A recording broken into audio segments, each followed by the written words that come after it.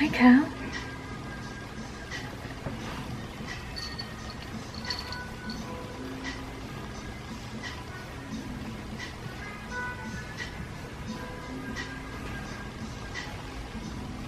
Hey, so I want to talk about societal and home life pressures, expectation. I'm a first generation American, so that means that my parents were immigrants and they came from India. And they moved out here when they were like 23, 24, and they came out here, they made a life for themselves. They moved here without knowing anyone, without knowing anything really. I mean, other than like knowing the language and, you know, knowing that this could be an opportunity for them to live a better life and to provide a better life for their future families. It was all new. So naturally your parents had to hustle, you know, they had to make things happen for themselves. It was definitely a hard time. I admire them. Like, I don't know if I could do that, if I could just pick up my entire life at that age too and just move and start a whole new life and create businesses and new relationships, just like so much stuff, right? And so it's amazing. And you know, I want to do something that makes my parents proud. I want to repay them in some sort of way for everything that they've done for me. But the thing with that is at least a lot of immigrant parents, they believe that, you know, you have to follow like the straight and narrow path, which is like becoming a lawyer, a doctor, engineering, you know, going into these very typical life paths and careers that at least a lot of Indians and Asians go into. Anything outside of that is kind of unusual. It's kind of like, well, are you sure? You know, like you might need a backup. You probably will need a backup. Believe me, my parents had such expectations of me, and they still do, and it's not, I don't know that will ever go away, but they had huge expectations of me. From like the time that I could ever remember, all I ever wanted to do was acting. That's it, acting. And I tried for so long to convince my parents to send me to like prestigious acting schools that, like, you know, it would be like a boarding school, like a boarding film artsy type of school. And I tried and I begged for years. Like, I was probably 10 or 11 at that age, so it's like just knowing at that age that this is what I want to do so bad, and like nothing else satisfies me in any other way. They were just like, yeah, whatever, it's a hobby, like let her pursue it. But it was never, they were just like, this isn't the life that you want for yourself, you know, this isn't something that's gonna be, you might not be successful, you might not make a lot of money, but the one thing that they didn't understand is I would be happy, you know, above being successful and making money. Like, making money to me is not the end goal. Being happy is, and doing what I'm passionate about and doing what I love.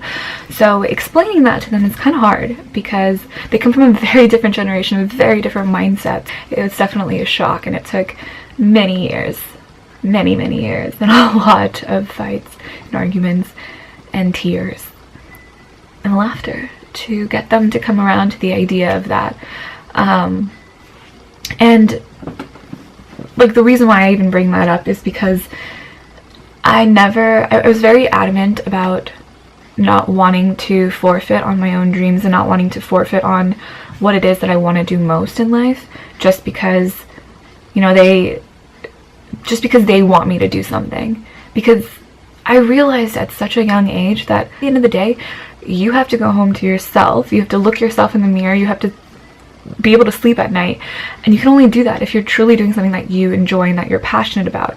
And for a long time, I didn't want to even go to school. I didn't want to go to college. After graduating high school, took like 2 years off because I didn't know what I wanted to do. And a lot of times, you know, outside of acting, I didn't know what I wanted to do educationally.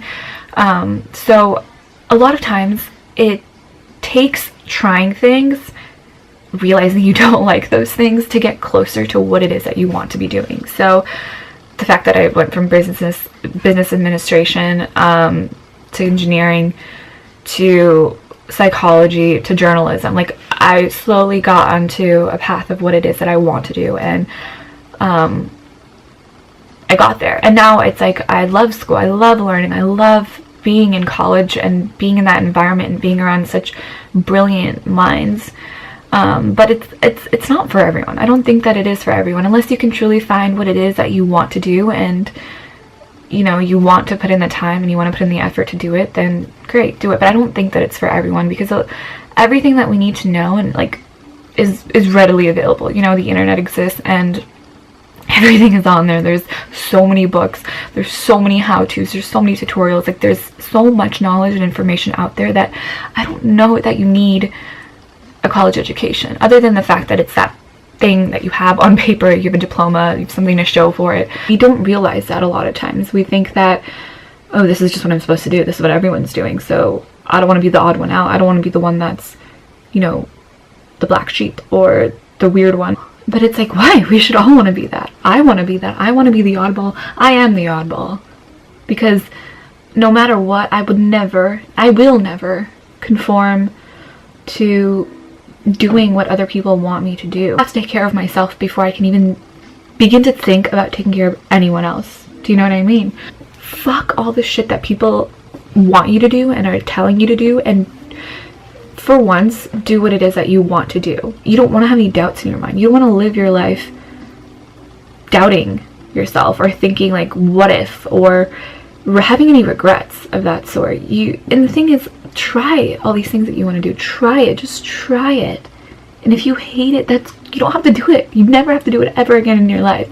But at least you tried. At least you took the time out of your day, out of your life, and you tried, and you put yourself out there, and you explored. Because like I said, if it's not something that you end up wanting to do, that's fine. You can just cross that off your list and then try something else. And I know a lot of it comes to like, okay, well, money, we need money, we need to like, how do we survive in this society? Everything is so expensive now. The cost of living is so high, especially in San Francisco, Bay Area. That's where I live, and the cost of living is just out of this world. And I understand why a lot of people, you know, have to get these jobs, because they need that stable income. They have families to provide for, they have rent and mortgages and bills to pay, and I totally understand that. But I still truly believe you should make time to do what it is that you want to be doing, even if it's like 15 minutes out of your day, even if it's like just on your way to work or on your way home from work. You know, just finding that time in your day, making that time, not even finding it, making it and doing it. You know, starting small, start somewhere small. If you want to be a writer, then, you know, start writing a little bit every single day. Just write random thoughts that you can have. Carry a notebook around with you, a tiny one, or just write in your phone. Write like notes in your phone whenever you have a thought, and expand on that later. Make that time, because it's not just there. I mean, we have time, but what you do with your time, how you allot your time, that all depends on you and how you want to do that, what you want to fit into your day. And even if it's not something you can do every single day, at least do it 3 times a week, 4 times a week, and then just build your way up, you know? Add it into your life more and more, so that you slowly embody it. You slowly, you know, exude that energy of wanting that, having that, living that. And I am such a strong believer on the energy that we exude into this world. Everything in the world is energy, and whether it's good energy or bad energy, that's up to us, because energy is just energy. It doesn't know if it's good or bad, but whatever you're putting out there, you're going to get more of that in return. So if you're putting out good energy, you're going to get good energy back. It might not be instantaneous. Sometimes it is instantaneous. But if you're putting that energy out there, that's what you're going to get back. Same goes with if you're putting bad energy out there, you're going to get more of that in return. That's what I like to think, at least. I mean, that's what I've noticed. There's definitely been times where I've had a shitty day, or I'm having a shitty day, and then I'm like consciously aware of it. I'm like, no, I'm not going to let this affect my day. No, sorry, Bob, I will not.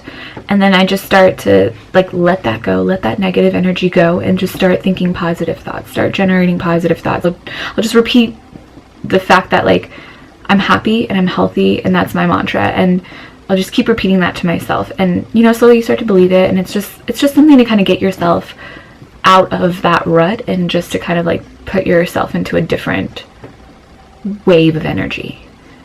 If you're doing what you truly love in life and what you're truly passionate about, success will find you.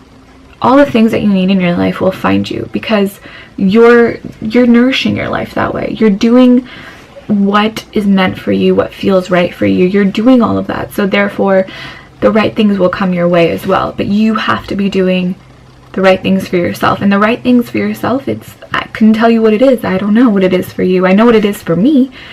And that's because I took the time to figure that out, and I put myself out there and I tried things, and some things worked and some things didn't. But I took the time to put myself out there and explore and try these things, only to find what does work and what doesn't work. So I think that everyone needs to go down that path, and they need to go down that journey and have that journey and that self-discovery in order to reach a place where they have an understanding of themselves and their life and what it is that they want to do. You can and you should and you must take that time out of your life to figure out what it is you want and what you don't want, and explore that. Do more of what feels good and what you like, and do less of what doesn't. And I truly believe that in doing so, and doing the things that you want to be doing and what you love and are so passionate about, everything will work out in your favor and things will happen. Success will find you. Happiness will find you. You'll be happy doing what feels good and what feels right. If your family's not understanding where you're coming from, or they're not accepting of it, bring them into that. Bring them into that life and show them why it is you love this, and let them see you in your element, because amazing magical things happen when you're in your element. Like that feeling, I love watching people when they're in their zone. It is just so inspiring. It's just so beautiful, and nothing beats that. Like they will see, like, okay, yeah, this is what you should be doing. This is you. This is you completely. Fuck the rest. This is what you need to be doing. And just try to understand their perspective as well. Try to understand where they're coming from, but at the same time, express your own perspective. Let them see where you're coming from. Bring them into your life. Bring them into that zone and let them experience it the way that you do. And, maybe they'll understand, and maybe they'll support you. And I hope that they do. And I'm sure that they will. But alongside doing that, you got to do it. Just do it. Just do whatever it is that makes you happy, and explore. Try everything. Put yourself out there and make it happen, because no one else is going to do it for you. And you shouldn't be living a life that you don't enjoy. You have something unique to offer this world, and you should be offering it. You should be doing it. We need people following their dreams and changing the world, inspiring others, letting people know that it's okay. So, yeah.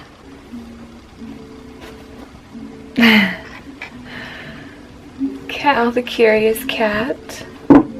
So I hope that this inspires you a little bit to do what it is you want to do, and to be kind, be generous, and kick ass.